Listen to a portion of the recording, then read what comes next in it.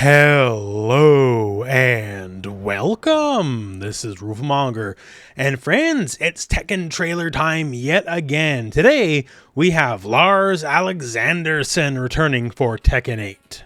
Lars, everyone's favorite Naruto Ultimate Ninja Storm character, is returning here, and he's literally more anime than ever. Like, legitimately, sight unseen, he reads more like a Dead or Alive character now with all the visual flair and stuff they've given him. Everything is electric now. Even basic stance changes leave like a slide of electricity across the floor.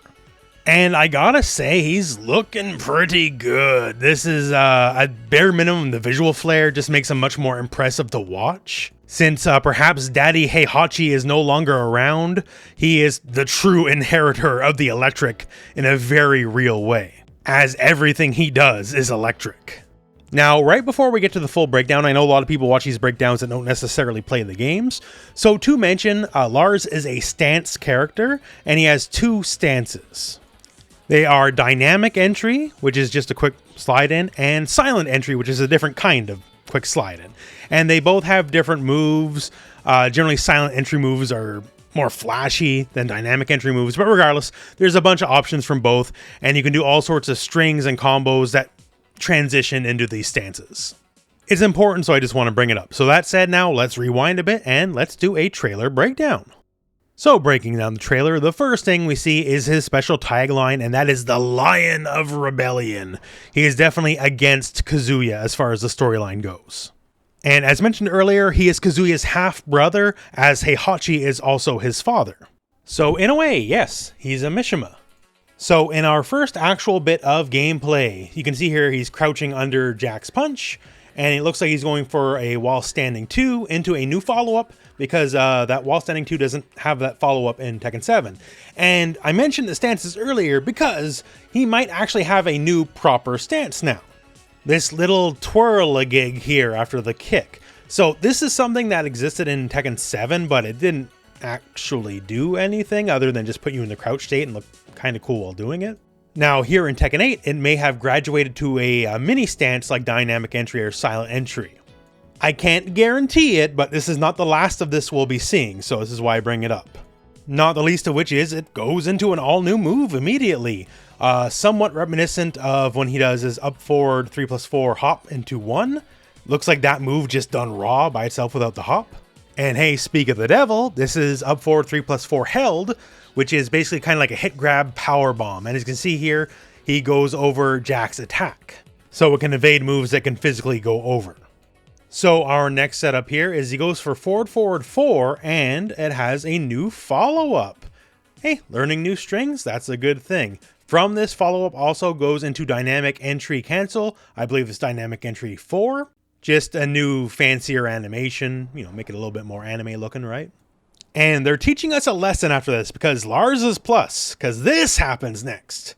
So this is Lars back 4. And if back 4 hits as a counter hit, this hit grab happens where he literally picks you up by your neck, starts channeling that electric energy, and then snaps your neck with it. So pretty rough stuff.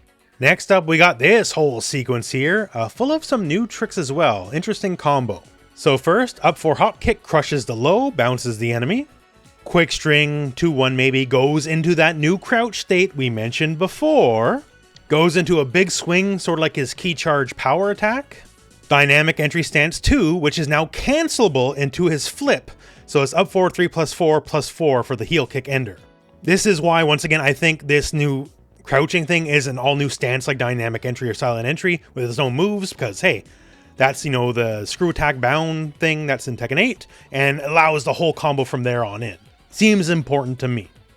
Next up, we have while standing 2 canceled into dynamic entry, which moves him backwards from this specific move, into silent entry, which moves him right back in. I think that silent entry 1+2 knocks down, has the tailspin state, and he's up against the wall here, so pay attention to this. Forward 4-3, and then triggers the wall, and we got our big Dead or Alive style stage interactable, rebounces him, and well, he's going to land in front of you pretty as you please for an easy combo, kick, silent entry, into 3+4. So definitely like a stage matters kind of combo. And I'm all for it. Dead or Alive has the best stages in 3D fighting games, so the more you can copy that, let's go. Now, this next piece of business is interesting. So it's 4 forward, 1 plus 2, I think. And Kazuya goes into the old tailspin. We've now seen over so many trailers, over so many combos, that style of tailspin is now gone because they don't want that kind of, travel across the stage that's so easy to bring the opponent to the corner anywhere on screen off any given combo. But it looks like on a regular grounded hit, that is still possible. So not as a combo extension in and of itself, but if it's the first hit of a combo, then I guess it's still okay to work. From there, dynamic entry 1, just for a quick rejuggle, and then we use our heat burst to bound the enemy to keep our combo going. The party's not over yet. Down back 2-3 puts the opponent in the new tailspin state, and down forward 3-3 to finish off the combo. Next up is another interesting piece of business. So he goes for dramatic entry into the stomp, and I know that doesn't look, in and of itself, doesn't look like too much, right? But before the big stomp, it could only be done if the opponent was actually like on the ground. Like it was a ground only move to hit a laying down enemy. Now, I guess you can just do it whenever off a dramatic entry. So more options, more moves to play with. That's good. So the stomp itself is cancelable into silent entry, and he hits silent entry 1, which is a heat engager, so he chases after the enemy. Uses the heat smash and comes up with this silly piece of anime nonsense here, the big lightning dive kick. Like this is something here, just the general aesthetic of it, I would be just as pleased in seeing in like Guilty Gear or any other anime fighter. Lars is certainly a lot flashier than a lot of the other characters, let's put it that way. Looks cool, I dig it. From there, dramatic entry, I think this is a new kick. It's also a heat engager, so he charges after. And then, like, he just does Kai's Ride the Lightning from Guilty Gear. Just a gigantic lightning charge, and from there, it's our new pal, the fancy crouch stance. Kazuya attempts a sidestep and gets obliterated for it. And you might notice that first hit before our fancy rising uppercut John Talbane style move here. This is the exact sweep move we saw from earlier in the trailer. Which is why I think that crouch stance is now just a fully unique stance in and of itself. And also, now that we're in heat mode, the move has additional properties because when it connects, then we just go into this giant ripping lightning uppercut style move here. So lots of fun toys for Lars. In this segment, Lars already in heat mode, so dynamic entry 1-2, heat dash cancel because they're already in heat mode, elbow into silent entry into something that's maybe all new, tailspins, forward 2-1, also silent entry, cancel that, and then into 1. And in our grand finale, like so many of the other trailers, our big slow-mo into counter hit, and time for the rage art. So the rage art, if you've been digging the lightning motif so far, well, let's double down on it perhaps. He turns into actual living lightning, pulls a maximum spider, and then just slams you down. And this is a little bit of a reference, I think. The Lars Naruto thing I mentioned earlier in the video, that wasn't a joke.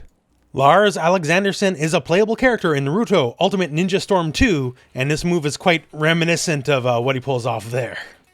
You know, in the end, I'll let you be the judge of this, but to me, this seems pretty dead on. This seems like a dead ringer to me. And you know what? He's basically an anime character now, so just go all the way with it. Like, why not?